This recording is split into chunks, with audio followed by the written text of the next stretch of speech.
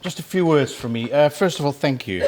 Thank you for being here. Thank you for taking the student experience as seriously as you can get it. I hope nobody will not have engaged, at least with the new strategy I'm developing. But I am genuinely passionate about that getting the best quality of education and the best quality of research established at this university. And it is quite important that as many people engage with that agenda as possible, because without that engagement, we're just not going to get there. And I'm not interested in manipulating data. I'm not interested in putting money in bits and pieces that we may look better. I'm interested in delivering a better education to our students and producing better research. So thank you for being here and engaging with this agenda.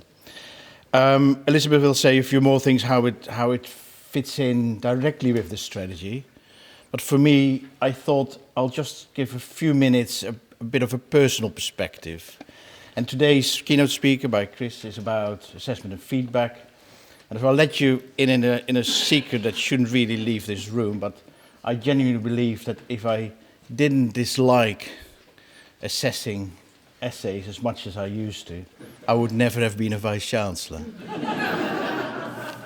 So let me explain. I've been about 30 odd years in higher education, but my first 10 years were mainly as a research intensive or a research only individual researcher. Enjoyed it very much. And when I joined Exeter, I was given 6 modules, and literally every module was assessed through essays only. So this is a bizarre thing for me as an archaeologist, where everything was assessed by essay, and as a non-native English speaker, I just had to comment on the right use of colons and things like that. You can just imagine what a torture it was for me, and it was very different from my own experience as a student. So my degrees in Holland, assessment is focused on problem solving. Effectively, what you were given is a problem that was relevant to the module you had taught, and you had to show that you could solve problems related to that particular topic. And yes, sometimes an essay was the output that was required, but more often than not, it was something completely different. A presentation, producing the right maps, doing the calculations, writing a statistical program. That were the kind of outputs that were expected, and the essay as such was an exception. So I was faced with just endless assessing, and more bottles of wine were drunk during going through all the essays than probably good for the students. But what it made me do is a determination to change the way we were assessing. So in the archaeology department in Exeter, and so I started doing things like I taught a module called archaeological theory, and I had groups of students doing a group presentation, and typically it was 4 students working. 1 presents the concept, number 2 presents the case study, number 3 presents the critique on this concept, and number 4 then sums it all up. And then the best part was that the marks were given by other students. And it was heaven for me, because I could just sit back. I was the moderator, of course, making sure that things wouldn't go wrong. But it was just that shifting in idea of what a good assessment is like. And more important, that assessments have to be learning experiences in their own right. I started to do that, and then we had remember the QAA subject assessment 2005, I think we were, and they picked this out as a wonderful example of, because they were fed up having to look through all the essays too, and they just sat in one of those sessions, and they thought it was just a brilliant way of assessing. So I thought, well, I'm on a winner here, so I quite like to move to a position where I will never read an essay again, and then the good practice picked up by others, that then led to quick promotion to head of school and dean, and I constantly have tried to look at different ways of assessing. And I think the fundamental question that I often ask people now is, why do you assess, and why do you assess the way you assess? And I'm not going to talk a lot about it, but that is, I think, something that has to be, we have to ask that question all the time. And please don't say we assess because otherwise students don't learn, because there is something terribly wrong with the learning experience itself. But both Elizabeth and Chris will go into much greater detail, much greater expertise than my personal story can tell you. But I'm quite passionate about it. I wish you all to have that career experience by being innovative in your assessments. And I think today could be start of that journey. So enjoy the day. I'll be back later, but I hand over now to Elizabeth for some more informed comments. Elizabeth.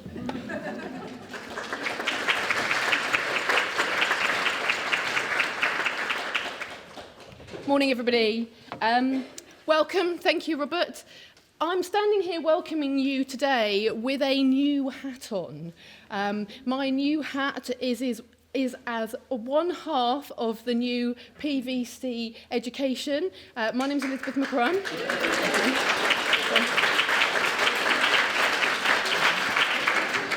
Thank you. And the other half, Julian Park, at the back there, I think many of you will know as well. And we come into... There are people, Julian, are people. We come into this role with some key priorities that we've taken from our student body. And there are 3 key things our students have told us repeatedly that we need to keep working on and keep improving. One of those is ensuring that the learning resources and study space that they expect is provided, and we've taken great strides in that.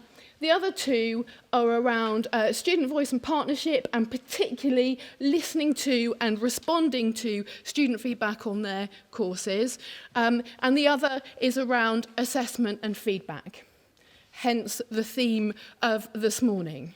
And particularly, we're focusing on feedback. Now, some of you will already have heard me talk about the Focus on Feedback campaign, so I shan't do it again. But just to point out that one aspect of that was given to you when you came in or is on your chair, and that's a Focus on Feedback top tips resource, been practicing that, that's been put together by colleagues, for colleagues, and it's just part of a range of different things that we're going to be doing to help support you in either improving your own feedback practice, or for many of you in here as leaders who are leading continuing development and improvement in your schools and departments around teaching and learning and around feedback. So just as an example of the sorts of things we're doing, we've got greater one-to-one support with you and teams in your schools. We've got a great range of programs on the teaching and learning program that you and your colleagues and teams can sign up for. We've got a range of resources, both online and physical resources. Many of those are things that you have asked for, things like supporting new assessors who are coming into assessment teams. So lots of things happening to support you in your work and your leadership around feedback in particular, because these are important priorities for us going forward. Anyway, you didn't come here, 120 of you today, which is fantastic, really, really great, but you didn't come here today to listen too much to me. Just before, though, I introduce Chris, I just want to echo some of Joe's thanks. A day like today doesn't happen by itself. I want to particularly thank Joe, but also all of the team in ADE for their hard work, and this conference in particular has been really, really hard work to pull together and to pull off today. So I'm really very grateful for all the hard work that they've done in helping today to run smoothly. So thank you to Jo wherever she's disappeared to. Well done, thank you very much, Jo. Okay. So, it's my great pleasure this morning to introduce Chris Rust to you. You have Chris's biography on your handout. You will see that he comes to us with a great deal of experience and expertise in teaching and learning in higher education. He's Emeritus Professor at Oxford Brookes University, where he taught for 25 years, where included in his many responsibilities was head of the Oxford Centre for Staff and Learning Development.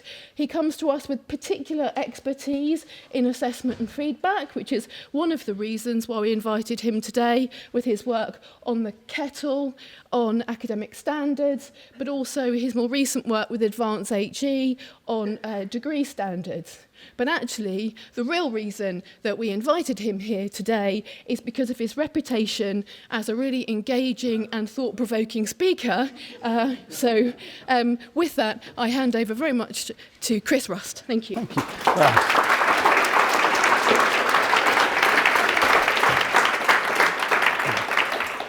No pressure there then. Good. Thank you. Picking up the Vice-Chancellor's comments about essays, actually, that reminded me.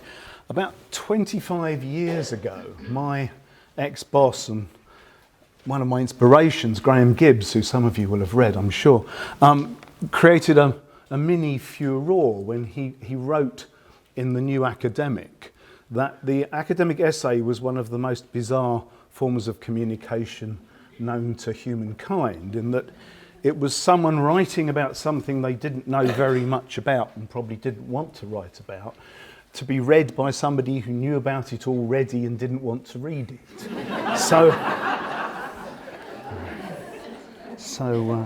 25 years and we're still talking about it.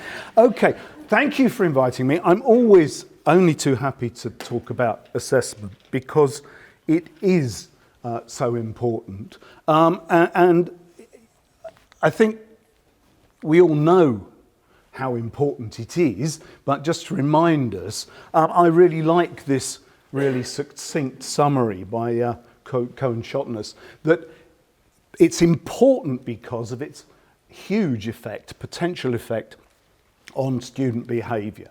And as he succinctly puts here, it affects both the cognitive and the operant. It affects what and how your students will do, and it affects when and how much they will do. So if your students are not behaving in ways that you would like them to be behaving, then I suggest the first thing you should look at is how does your assessment work? What effect is your assessment having, and could that be part of the issue? It's also important, as David Bowd pointed out 20-something years ago, is that 95? Quite some time ago, anyway, in that students can avoid bad teaching, yes?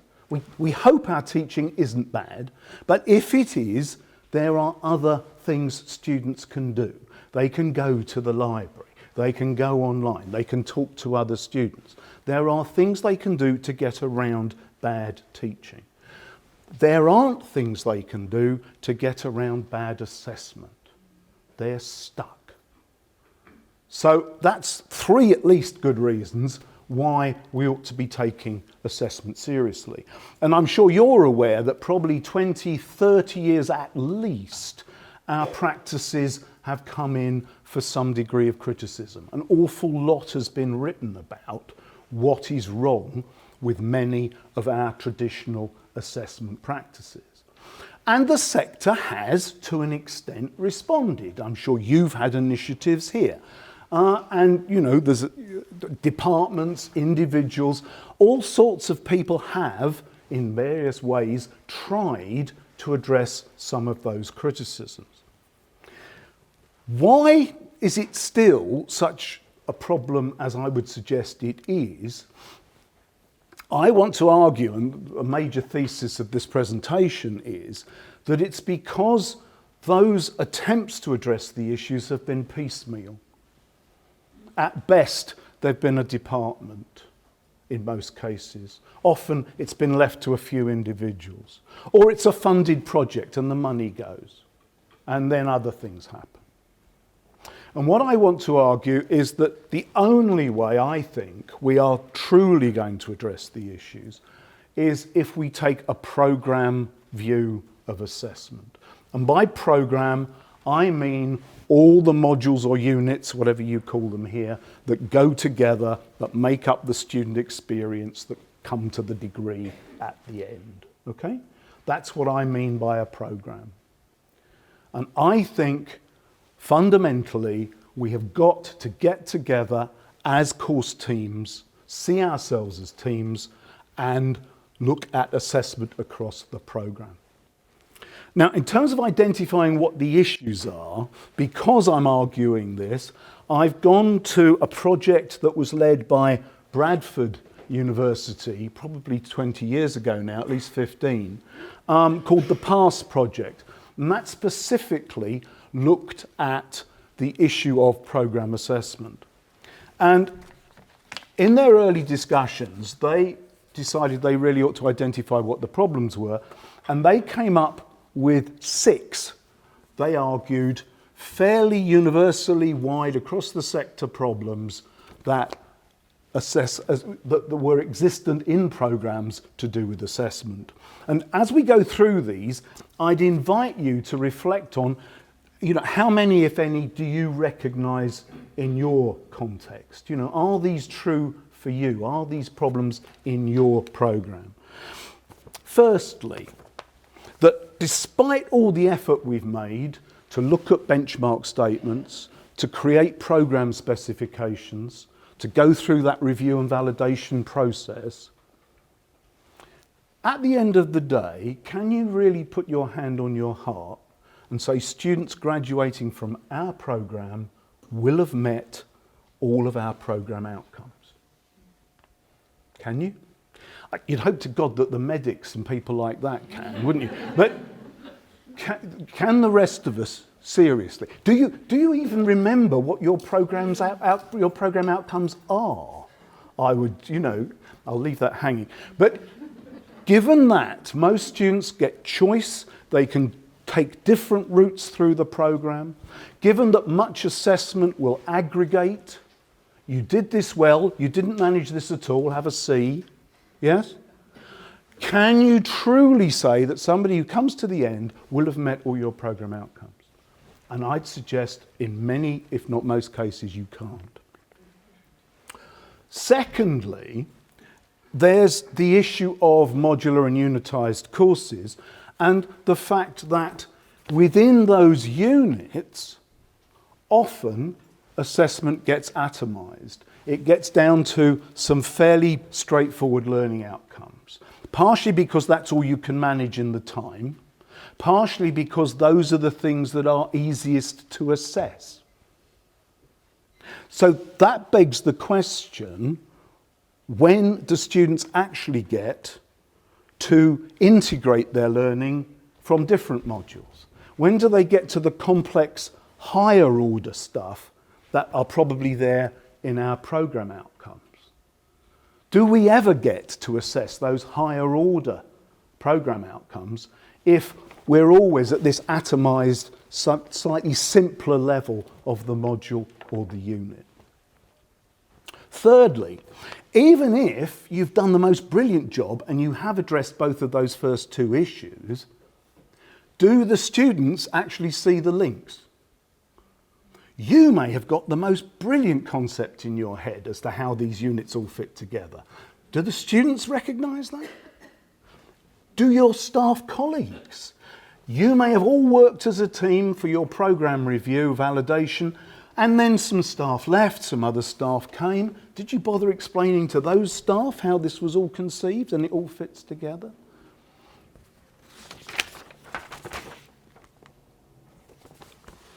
Fourthly, they don't have to be, but frequently modules are very short, aren't they? A term or a semester. And that begs the question, can everything be taught in 12 weeks? Can you learn everything in that short period of time? And I think it was Ray Land who wrote about this idea that there are actually slowly learnt literacies. I think that's his phrase. Where is the time for things that you need time to actually undertake, think about, reflect, and put things together? Fifthly, probably the most common accusation about modular or unitised courses, that they encourage a tick box mentality. Yeah?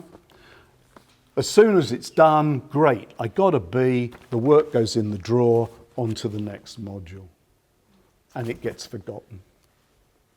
And again, however much you see the linkages, the students see the next module as a brand new start and don't see that it's meant to build on or link to.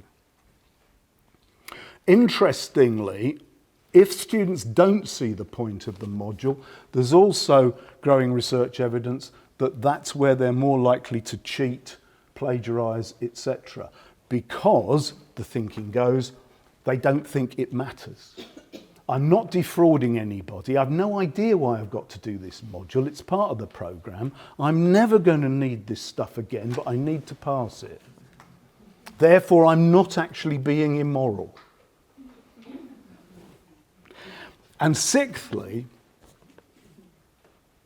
I would argue, as the resources have got thinner and thinner, as the staff-student ratio has got worse, we haven't given up the summative assessment. You can't if you're in a modular or unitised course. You've got to assess each one, haven't you? And of course, once you've got one assessment, you then decide, well, that's not enough, is it? We need 2 or 3 or God knows how many more. So we have all those summative assessments, in many cases, logically coming at the end. What is it we've given up because of those pressures? We've given up the formative assessment. Where can students take risks, learn by making mistakes in a fairly risk-free environment? Where's that work they can do in weeks 2, 3 and 4, get feedback on in order to build and then do the work that counts for marks? And I would suggest that that formative assessment is what has gone in many cases, or certainly been significantly reduced. So, I hope you've reflected on that in terms of your... I've seen some nods. I'm taking that to mean you do recognise some of those things. Okay, so what do I want to argue are the solutions? Well, as I say, I think we need to take a programme approach, and that means less but better summative assessment where we do it, and that we should be much more focused on the programme specifications, the programme learning outcomes. And we need to be looking for ways of integrating the learning from the units and modules. And then, linked to your theme for today, I want to argue we need a lot more formative assessment, which obviously involves feedback. And part of that, I want to argue, is that we need to develop our students' assessment literacy. And if that's a term you've not come across before, I'll return to it. So, what is programme-focused assessment? Well, I've gone for the definition here from that Bradford project.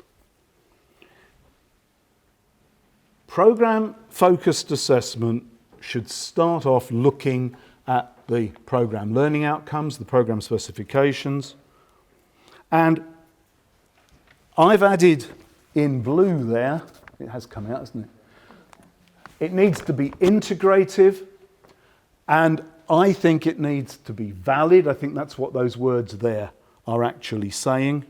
And I think later on, those words are saying it needs to be relevant. Authentic and meaningful make it relevant. Okay? Those words in blue I will return to. But let's start with this idea of focusing on the programme outcomes. I'm assuming many of you will have come across Biggs's theory of constructive alignment. It's been around for quite a long time now, 21 years looking at this date. And it seems to now be very prevalent across the sector. If you've not come across it, here's a very brief summary, that when you go about designing your courses, start with the outcomes, think about what teaching will get your students to those outcomes, and then make sure you assess whether they've achieved them or not. I don't know about you, when I say that, it always sounds like stating the obvious. But anyway, apparently it wasn't obvious, and he wrote a book and sold lots of copies. What I'm arguing is that, unfortunately, I think in most cases, this, if it's being applied at all, is happening at the module level. What we need is to be ramping this up to the meta level and starting at the meta level in terms of the programme. It's a damn good structure, but we need to do it at the programme level first before we worry about the individual modules. Okay? Now, what's this going to look like in practice? I particularly like this next set of references. This is very awkward. Oh, I haven't got a screen. This paper comes from Dublin, some work done in Dublin. And this was a team of educational developers working with faculty, working with course teams to try and do what I'm talking about, to try and develop program-focused assessment. And they, in the course of that, identified three crucial pillars to what they called curriculum sequencing. And as I say, I particularly like this analysis, and it comes out of their experience. Firstly, they say the team needs to develop a collective philosophy. What is it that makes our degree in X different to the one down the road? What makes it distinctive? What are we about? What are we trying to achieve? Okay? So actually deciding on what your common collective philosophy is in terms of what your particular program is trying to achieve. And then, of course, not keeping that quiet. Making sure that students know when they come that that's what it's about. Making sure new staff know that that's what it's about. Keeping everybody on the same page. Secondly, so that's what I was just saying. So yes, communicating it to the students and the staff. And the second point I want to make here is that it's interesting, if you look there, that if you look at the NSS, however important though assessment, feedback, all those other things are, if you actually try and pick out the single biggest predictor of overall satisfaction, it's that the course was well designed and running smoothly. And I would suggest there is a direct linkage here. If you've got an overarching course philosophy, if you've got modules which clearly and explicitly link together, then I think you are, evidenced by this, going to have happier students, for obvious reasons. Thirdly, the third pillar, and I think this is possibly the most important, is they use the term develop strong building blocks. You need strong building blocks. So what would strong building blocks look like? I want to give you 3 examples to put some flesh on the bones of that idea. Firstly, cornerstones and capstones. I did some work in Wollongong in Australia a few years back, and this is where I came across this. And I subsequently found out that it's not just there, it's being applied in places like, for example, the Sydney Business School. The idea is really beautifully simple. And if I was a Vice-Chancellor, this is something I might introduce. You simply require programs to identify which of your modules are cornerstones or capstones. Okay? Now, capstones, I'm sure, is a term many of you have come across before. It comes from the States, it's very common in the States. A capstone module is where you supposedly draw together the learning from previous courses or modules, and you do some big assessment there to check the integration of that learning.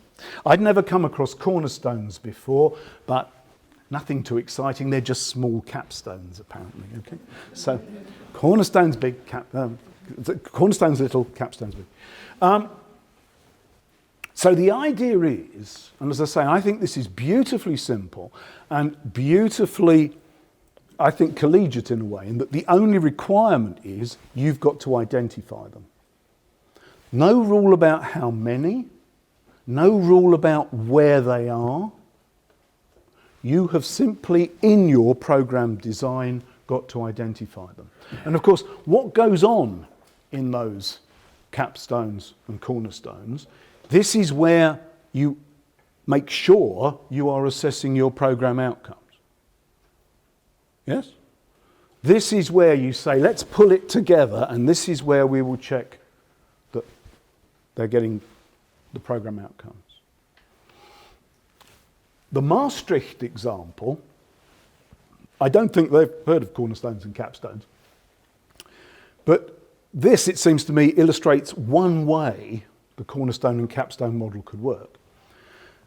I'm not sure if it's the whole university, but certainly the business school at Maastricht has a very clear structure whereby each semester, for 2/3 of the semester, you do 3 parallel modules. Okay?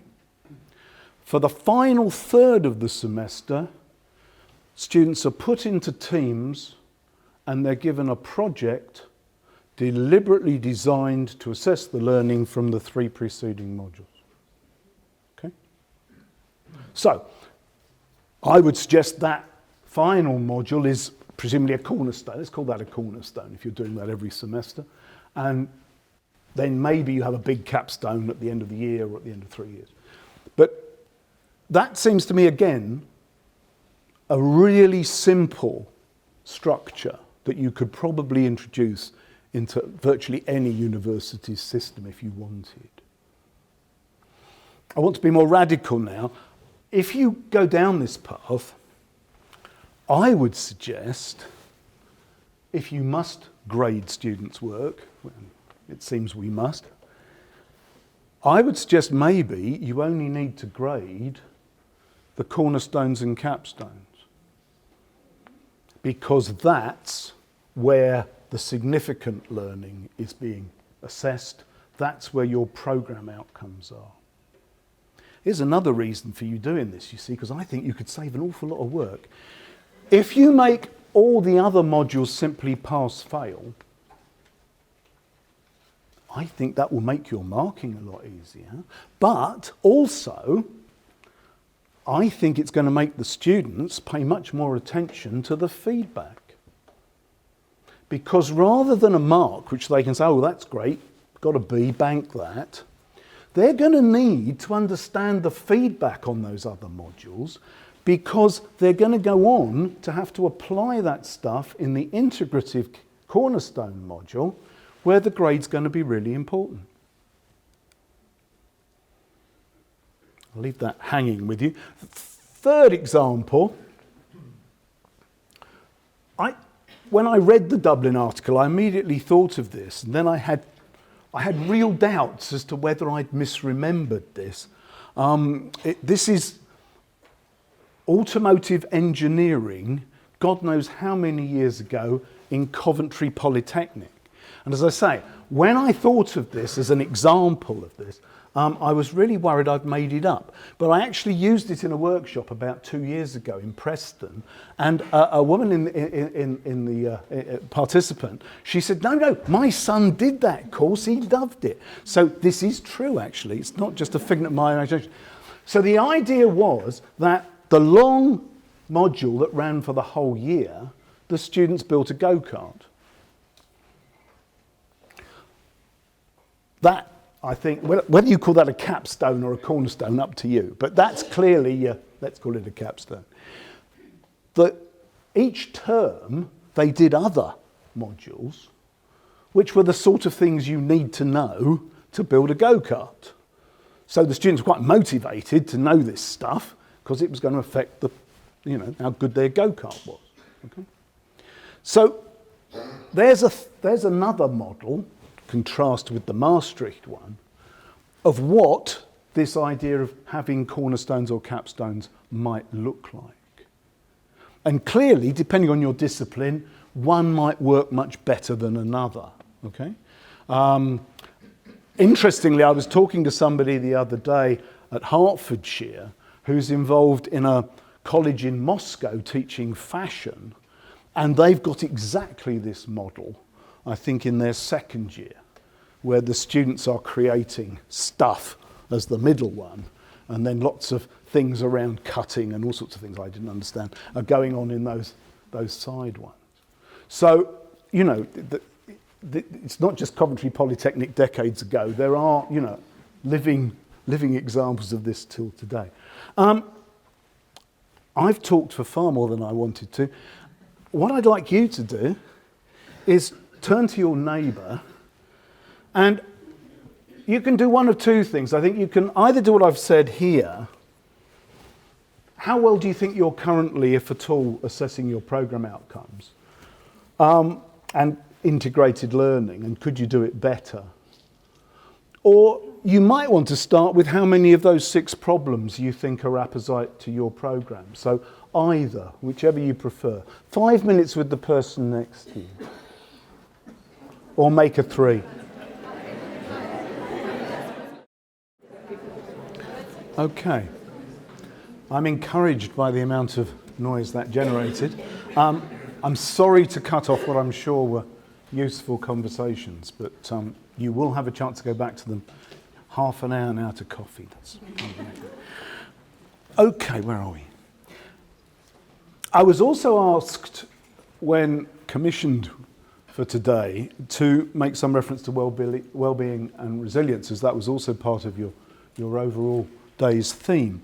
And I had no issue or problem with that, because where have we gone now? Is that what I wanted? Yes.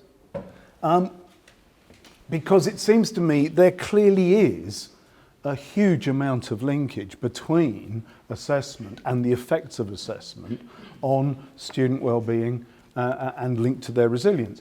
If you have a threatening assessment system, if students don't know how well they're doing, if they encounter early failure, all those things are not going to be good for your well-being and may well dent your resilience. So I've got no problem with linking it here. And I know it's a long time ago, but I still think it's amazingly relevant. I went back to this work from Mance York, which is now nearly 20 years old, where he looked at 6 institutions and issues around dropout in particular. And he identified some really, I think, important things. The first one was to do with low self-belief, and the reason why a lot of students you may actually lose by Christmas if you're not careful. And you've spent all that time and money trying to, widen participation, get the students in. If you're not careful, they've gone by Christmas, and that was a waste of time and money, and not good for the student. And this links, as Mance pointed out, to where the student associates failure with some innate lack of intelligence, lack of ability. So, the way the thinking goes, I spent all the hours God sends and all I get's a D, I can't do it, I'm stupid. Not, well, no, that piece of work was worth a D, and let's talk about why and what you... So, it's about that association of the work and the grade with them as a person rather than just as a judgment of the work. And as Mance points out, this can very quickly learn to learned helplessness. Well, last time I spent all that time on it and all I got a D, what's the point? So you do less work and surprise, surprise, you get an even worse grade. And that confronted with apparently difficult, overly challenging tasks, the obvious route out of that is to give up. And part of this, again, is to do with saving face. I've had 3 failed pieces of work, or 2, whatever. I can't face going on failing, so I'm going to give up. So it seems to be crucial when we're thinking about this program design that we think about this issue in particular in the first year, but not just the first year. So maybe we need to adjust the curriculum to foster development. And I would suggest in particular, as soon as we can, getting students thinking about assessment literacy. And as I say, I'm going to come back to that in more detail. Doing things which we may just hope that the good students do anyway. Well, maybe in the first year in particular, we need to do it for all of them, and that is set sub-goals. By end of week 2, you should have done this plan. By the end of week 4, you should, not, here's the piece of work for the term, hand it in week 10. Okay? This is not rocket science, but it could have an amazingly, positive effect. And allow for slow learning, again, Ray Land's term, in the programme's assessment strategy. And that could, for example, mean making the first semester primarily formative.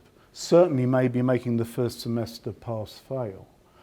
It's interesting that, if you think that that's, being weak or wet or something, it's interesting that MIT has a pass-fail first semester, and they're not too shabby. So, that maybe it's an idea worth exploring. They do it for the other reason, of course, that these students are used to being the best student in their school, and they go there and they find actually they're not anymore, and they find that very hard to cope with. But it's the same thing. It's about self-efficacy and how they relate to the other students and the course. So think about what your course design is doing, and in particular scaffolding, whatever term you want to use, structuring support for those students who may otherwise confront early failure. And although the Mount York paper was quite old, I was quite cheered only last month, in fact, I was reading this. And it's a fairly recent book that's come out in the States, which was actually bringing this all together and making pretty much the same and some additional points. That, again, advocating program assessment that covers the whole course, designing the whole course for the length of it, the 3 years or however many, and also mentioning things which I've mentioned already and will mention again, like authentic assessment and so on. So it's interesting that the other side of the Atlantic, similar arguments are being presented to the ones I'm presenting you with today, I thought anyway. Okay. One of the other things I said at the beginning, I think is part of the solution, is making the summative assessment that we do as good as possible. And if you look at the literature, again, I think there are lots of things that we know are going to make your assessment more effective. And they were the things in blue on that definition of program assessment from the Bradford project. Firstly, and they're linked, they sort of overlap, but they're not the same. Firstly, we need to make sure that the assessment is valid. And you've come across this, I'm sure. This is Assessment 101. You need to make sure assessment is valid. In other words, you are assessing what you claim you're assessing. Yeah? I go back to the Vice-Chancellor's comments about those essays. Were those essays actually assessing problem solving? Probably not. They may be assessing some other things, like the ability to write 3,000 words in a vaguely fluent way, string and, etc., etc. Is that, are those the outcomes for the module? So are we validly assessing what we claim we're assessing? And I think too often we sort of con ourselves. Just because we set an exam question that says analyse and evaluate ... does not mean you have assessed the student's ability to analyse and evaluate, does it? It depends. If they can get away with regurgitating stuff from the book or stuff you said in the lecture 3 weeks ago about analysing and evaluating X, you haven't. You've assessed something else, memory, question spotting ability, or a number of possible things. If you give them new data, a new case study, well then maybe you are assessing analysis and evaluation. But I think we need to be careful that we really are assessing what we claim. Secondly on my list here, authentic. And I really don't know why. This is a word that doesn't appear much in the English literature about assessment theory. If you go to Australia, you can't avoid this word. It's absolutely everywhere. And I really don't quite understand why there's been this different emphasis. But by authentic, can we, as much as possible, make the thing we get the student to do look like something a normal human being would do in real life? Yeah? And again, we're back to the academic essay. Is that something anyone would do in real life? And the answer is probably not. Not even postgraduates write academic essays necessarily. So what are we preparing them for? So are we giving them as much as possible? In some cases, these may have to be pseudo, but as much as possible, things that look like they can recognise why they would do them, who might do them, etc. And clearly in some disciplines, we do have placements, we can have live projects. Some disciplines, maybe it's easier than others. And the third in my list is relevance. Is this something the student actually is interested in, wants to know more about, etc.? Can you make it relevant? Now, I can see some grimaces. In some subjects, in some topics, this may be harder than others. But nevertheless, can we, rather than just saying, this is something hard, we've just got to get through it, nobody likes doing this module, which is not going to enthuse anybody, maybe we need to think about why are we doing it? How does it relate to the other program specs? How does it, how does it provide a foundation for things that are more interesting and exciting that the students will be interested in doing? It also, of course, links to, can we give students choice? Does every student in the class have to do exactly the same piece of work to be assessed on the same outcomes? Some cases you might want to say yes, but in many cases, providing you're assessing the same outcomes, maybe it's fine if somebody, does a sculpture and somebody else does a poster and, whatever, on an aligned topic. So can we let students make choices about things they're interested in, at least occasionally? And if you bring all these together, if we can make the whole activity meaningful, I think that then gets you to motivation. Your students are much more likely to be motivated, to put effort in, to want to do the work if you've got these things in place. And it has amused me for 30 years that the colloquial definition of academic is pointless, isn't it? Oh, it's an academic exercise means it's effectively a waste of time. Now, far be it from me to suggest that academic exercises are pointless. But my point here is that I think students sometimes don't see the point. They do see it as a bit pointless, just to, keep you happy and give you some, some marks at the end of the term. So, can we motivate the students by showing them the relevance, making it meaningful?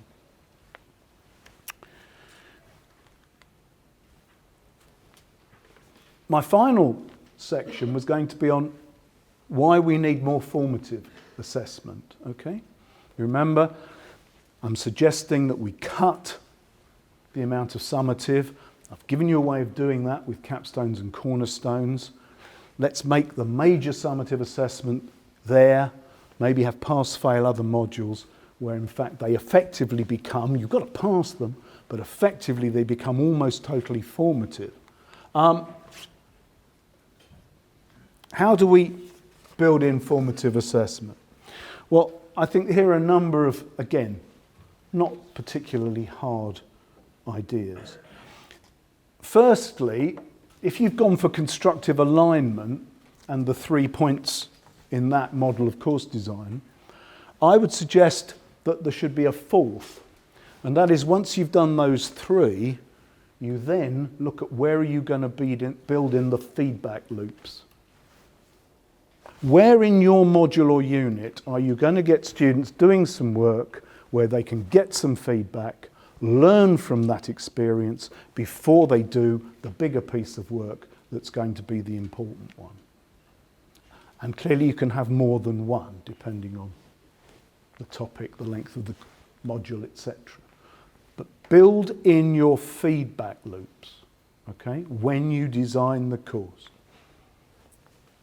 Secondly, I heard David Bowd in Australia say this. I'm not sure if he created it, but I think this is salutary. When you say, I give the students loads of feedback, stacks of feedback, I wrote thousands of words on, on their essays. Did it have an effect? Did the next essay the student write look any better than the last one? And the answer is, as eloquently put here, if it didn't have an effect, it wasn't feedback at all, it was only input. It was a waste of your time. Feedback is only feedback if it has an effect.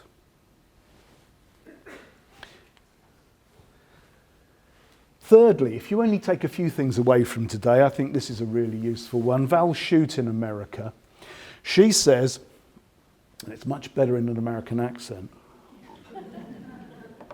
she says, if you want your students to be guilty of using feedback, you need MOM, okay? MOM, M-O-M, MOM. Everyone needs their mum, don't they? But MOM, see, easy to remember this.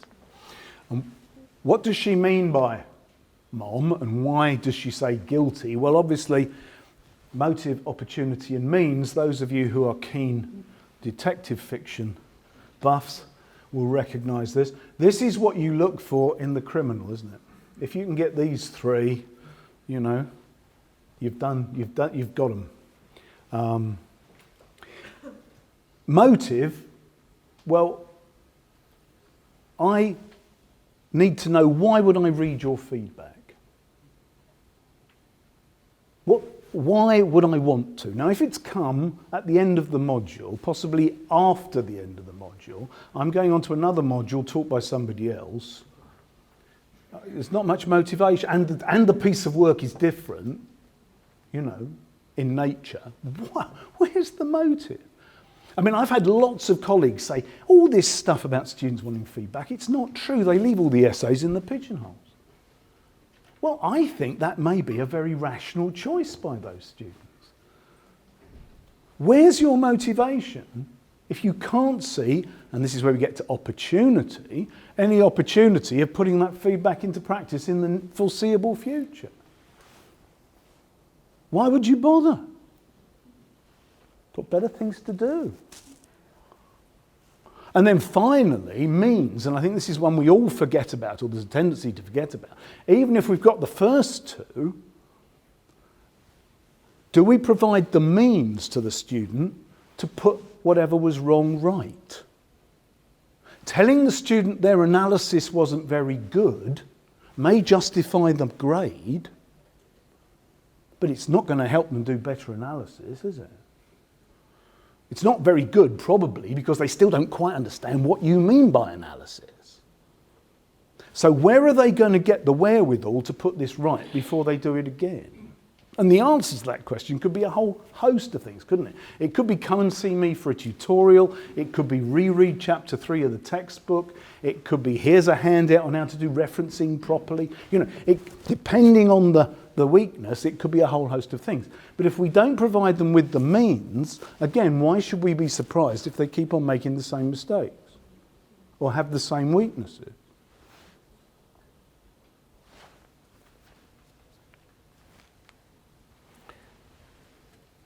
I know we're all hard-pressed people, and again, what I'd suggest, and this becomes much easier if you're taking the program-focused approach that I'm advocating, maybe you don't need a Rolls-Royce in every situation.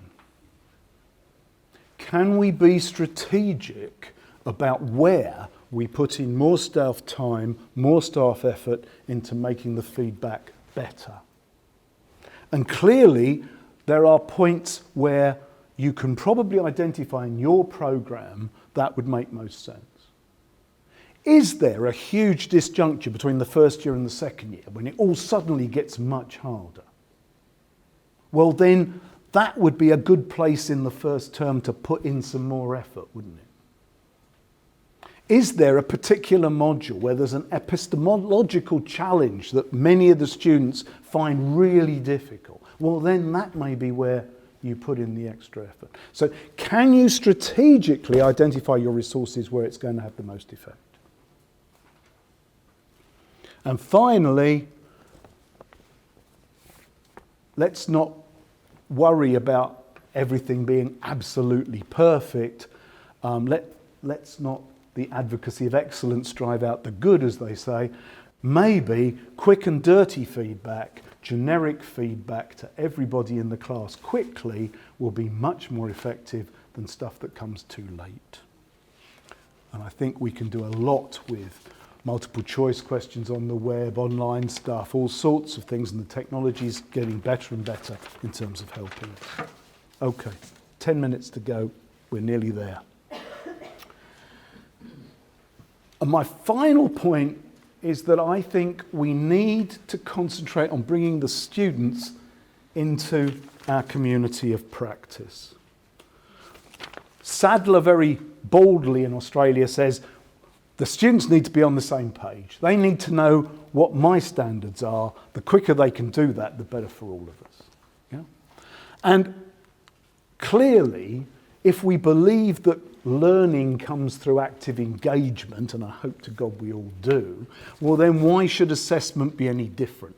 If we want the students to understand assessment, we need to get them actively engaged in a variety of ways. We know that passive receipt of feedback has virtually no effect.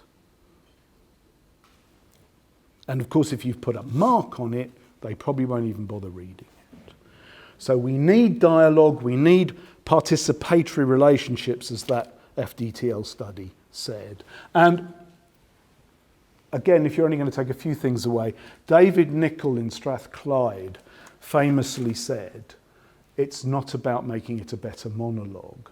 I fear that since the NSS, there have been PVCs, well-meaning PVCs, learning and teaching, present company excluded, who've gone running round saying more feedback quicker, like a mantra, in the hope that that's going to solve the NSS score.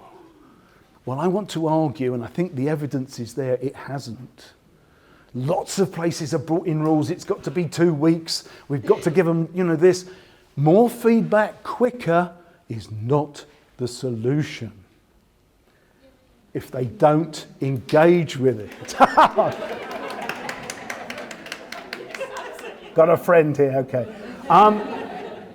And what David Nicol says is you've got to move it from a monologue, that passive receipt of feedback, which we know they don't take any notice of. You've got to turn it into a dialogue. And he goes on. He says he's not being pedantic when he points out that a dialogue, however we use that word in colloquial English, a dialogue is not just two people. If we're going to get technical, that's a duologue. A dialogue is 3 or more. And he says that's what I'm talking about. It's students talking to other students. It's a bigger discussion than just making it a two-way process between you and the student. Yeah? It is making it a true dialogue. And there is good evidence that this actually works. As we know, it works in terms of learning. If you participate, you start to actually engage in all sorts of ways that help you understand more deeply. But if you want some really hard evidence, in the States, their equivalent of the NSS, they call it the NESI, is about student engagement. And they have got colossal amounts of data going back an awful long way across the states.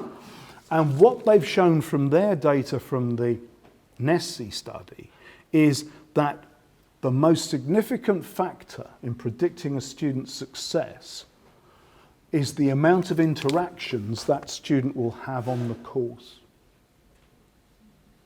This goes beyond the grade point average they came into the university with. It goes beyond any other metric you might want to use. And by participation, by interaction, they're not just talking about in class, they're talking about outside class. Do students get together? Do they work together in teams? Do they come to societies in your discipline? Do you have an active culture in your discipline going on, extracurricular as well as in the curriculum, etc.? So it's not just simple interactions with you as the tutor. It's all interactions, student, student, student, staff, curricular and extracurricular. But the evidence is stark if you look at that data. And interestingly, sorry, I forgot I put this in. So, in summary, what can you do? What's the simple solution to this? Well, I think this means marking exercises. First semester, get students marking pieces of student work, maybe from a previous year, maybe stuff you wrote and purports to be student work.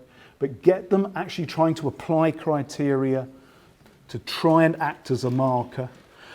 Self-assessment, peer assessment, all of these things. And I know none of these are new. None of these are new. But I come back. My thesis is we need a program approach. Up till now, you introducing a marking exercise in your first term, first module, that never gets followed up by any of your colleagues, it's probably not as bad as useless, but it's not going to have a huge effect, is it?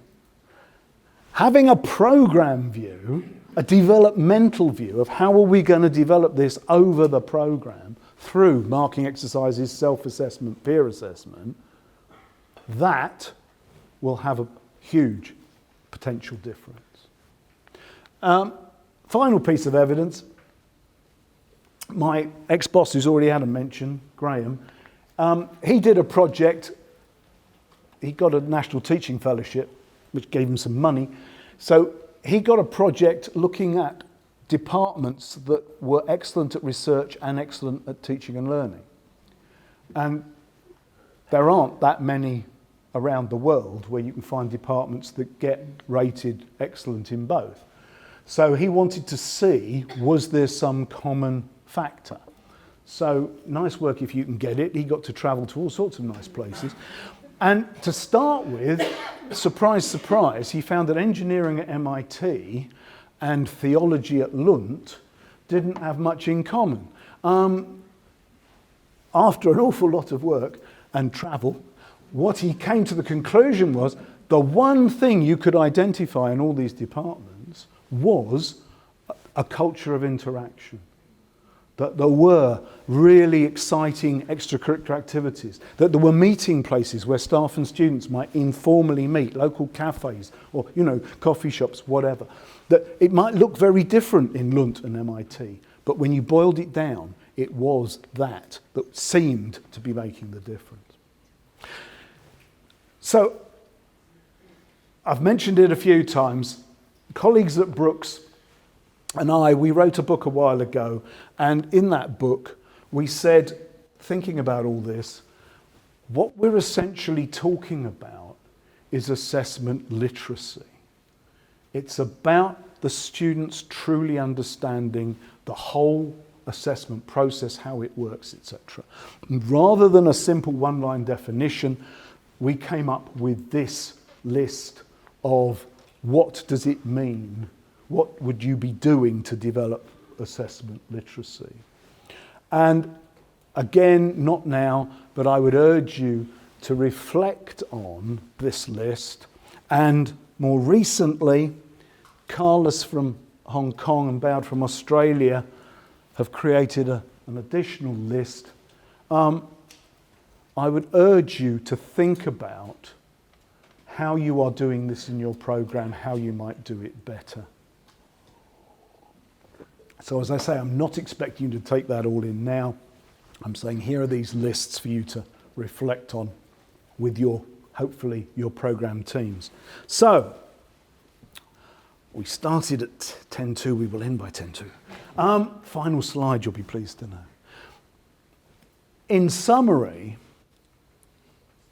about this section in terms of feedback and assessment literacy, I think you can boil this down to just two things that you need to really seriously think about. I think these are, some of you may be there already, but in some cases, these are maybe the conceptual changes we need to bring about, maybe with some of our colleagues.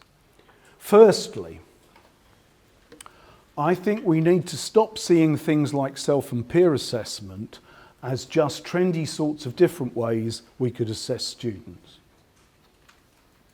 and start to see them as program outcomes in their own right. What is it to be a graduate? Well, surely one of the things about being a graduate in any discipline is you should know by the time you graduate the quality of your own work and be able to judge the quality of your peers. As soon as you make this a program outcome, that must affect your whole approach to course design. Where are we ensuring this? My second fundamental point is David Nichols' one. We need to see feedback as dialogue, not monologue. And I think the thing that brings this all together is that we need to see that we're doing this within bringing the students into our community of assessment practice. If the journey of the undergraduate is to enter the community of practice of our discipline, it seems to me a vital subset of that is coming into the community of assessment practice. And I think those first 2 points are the crucial fundamentals in bringing that about. So I'll leave you to reflect, hopefully in your program teams, and think on.